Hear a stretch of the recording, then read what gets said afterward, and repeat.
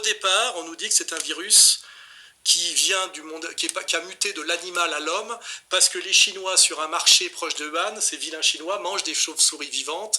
Et je rappelle que cette thèse de l'origine animale d'un virus nous rappelle la théorie du sida du singe vert. On verra qu'il y a beaucoup de rapports entre l'histoire du sida et ce qu'on doit appeler le Covid-19, puisque c'est l'appellation, maintenant c'est Covid-19. Voilà. C'est les mêmes gens qui sont derrière l'histoire du sida, que les gens qui sont derrière le Covid-19, et d'ailleurs, ce monsieur Lévy, voilà. Spécialiste du VIH. Spécialiste du VIH, oui. Et là, d'un seul coup, on a une révélation très importante de quelqu'un qui est le professeur Montagnier, qui, je le rappelle, est prix Nobel de médecine et qui est considéré comme le découvreur du sida, enfin de la théorie officielle du sida, je crois, qui serait l'histoire d'un rétrovirus. On y reviendra, je ne vais pas trop creuser tout de suite. Et ce professeur Montagnier nous dit quelque chose qui est d'une vraie bombe, qui depuis d'ailleurs est une bombe qui a été étouffée, comme on étouffe tous les discours du professeur Raoul. Il y a un vrai travail de disqualification et d'étouffement de ces gens qui sont une des plus grandes sommités mondiales de la lutte antivirale. C'est pas un guignol. Les guignols sont plutôt dans le camp d'en face. Et Montagnier, c'est un prix Nobel de médecine spécialiste, notamment du virus ou du rétrovirus du sida. Et lui dit qu'il a observé ce virus et que c'est un virus de synthèse. Et vous êtes arrivé à certaines conclusions. Alors, nous sommes arrivés à la conclusion qu'effectivement, il y avait eu une manipulation au sujet de ce virus. C'est-à-dire ? Eh bien, qu'une partie, je ne dis pas le total, n'est-ce pas, mais il y a un modèle qui est évidemment le virus classique, et là c'était un modèle surtout venant de la chauve-souris, mais à ce modèle, on a par-dessus ajouté des séquences notamment du VIH, le virus du sida. Mais quand vous dites « on a ajouté », qui a ajouté ? Moi, je ne sais pas. Mais c'est pas naturel, c'est ce que vous voulez dire ? Non, ce n'est pas naturel, c'était un travail de professionnel, un travail de biologiste moléculaire. Sa vision est corroborée par un grand scientifique indien dont la thèse est également étouffée. Et ce qui est intéressant, c'est que quand Montagnier dit ça, le lendemain, bordé d'injures en disant qu'il est gâteux, qu'il est débile et que même il est dangereux et qu'on devrait le faire taire. Et on va le dire, celui qui monte au créneau pour lui faire fermer sa gueule, ce coup-ci est un certain Laurent Alexandre, dont on entend parler depuis quelque temps, qui est un urologue. Je rappelle que sa spécialité, c'est de curer des prostates, c'est-à-dire qu'il n'est pas au niveau de Montagnier, mais il se permet quand même de l'insulter et de lui rentrer dans la gueule. Je pense qu'il faut faire taire le professeur Montagnier. C'est-à-dire ? Je pense qu'il faut qu'il se taise. On est là dans un délire complotiste absolument fou.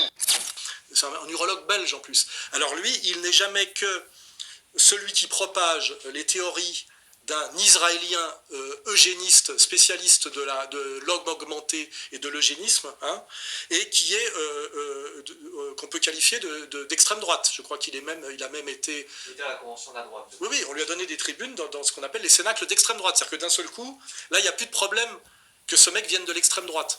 Donc c'est un mec qui n'a pas de compétences médicales particulières, il est urologue, c'est pas un chercheur du niveau de Raoult. Il est accoquiné avec l'extrême droite, et là je rappelle bien national-sioniste, l'extrême droite pro-israélienne, pas l'extrême droite dont nous on nous qualifie. Nous sommes des nationaux socialistes patriotes de gauche, on va dire. Voilà. Et donc voilà, on a aujourd'hui, toujours pareil, bagarre entre un type éminemment compétent qui balance une bombe qui est Montagnier. Je rappelle que Montagnier est quelqu'un qui est à l'origine de la théorie officielle du rétrovirus du sida et qui est revenu sur cette théorie progressivement en disant, parce qu'il a été un peu acculé et qu'il n'est pas totalement malhonnête, en disant qu'on pouvait guérir du sida et redevenir séronégatif par une bonne hygiène de vie. We can be exposed to HIV many times without being chronically infected. Our immune system could get rid of the virus within a few weeks if you have a good immune system. And this is a problem also of African people. Their nutrition is not very equilibrated. They are in oxidative stress, even they are not infected with HIV. So their immune system doesn't work well already. So it's prone, they can, allow HIV to get in and persist. So there are many ways which are not the vaccine, the magic name, the vaccine. Many ways to decrease the transmission just by simple measures of nutrition, giving antioxidants, proper antioxidants, hygiene measures, fighting the other infections. If you take a poor African who's been infected and you build up their immune system, is it possible for them to also naturally get rid of it? I would think so. Dès lors où il s'est mis à dire ça, c'est-à-dire qu'il a battu en brèche la théorie officielle du sida, il a été mis au banc, on va dire, de la médecine officielle mondiale. Hein. Et là, d'ailleurs, vous remarquerez que quand il s'est mis à parler, sur le plateau, il y avait le sieur Geoffrin, né Mouchard, pareil, d'une famille d'extrême droite qui s'est recyclée dans le gauchisme tapin, et qui lui est rentré dans la gueule en lui parlant de la mémoire de l'eau. Vous avez été contesté violemment par d'autres prix Nobel sur des thèses scientifiques. Il y a une pétition qui a été faite contre vous, c'est ce que je lis là. Hein. Mais c'est frappant quand même que tous les prix Nobel se liguent contre vous. Pas tous les prix Nobel. Une partie en tout cas. Non, mais Laurent Geoffrin, la vérité, c'est qu'on ne peut pas apporter la contradiction à monsieur. Non, je ne me l'apporte pas, je ne me permettrai pas moi de le faire. Mais ce qui m'intéresse, je lis un article qui dit le contraire. Oui, voilà, c'est pour ça.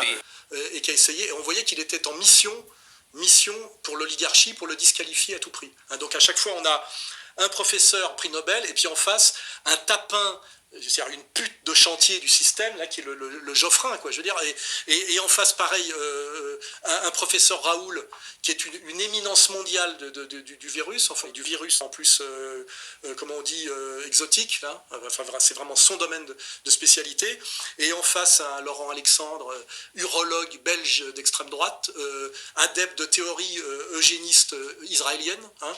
80% des sympathisants gilets jaunes aiment Raoult. On a là un attachement d'une population qui est fragile, qui a des difficultés économiques. Les chiffres qui ont été habilement manipulés par Didier Raoult, ils ne savent pas les lire et les interpréter. Je ne compare pas du tout Didier Raoult à Pétain. Mais dans l'attachement à Didier Raoult, on retrouve les ressorts de l'adoration des Français à l'été 40 pour Pétain. Donc quand même, les camps sont quand même assez bien définis. Hein. Voilà.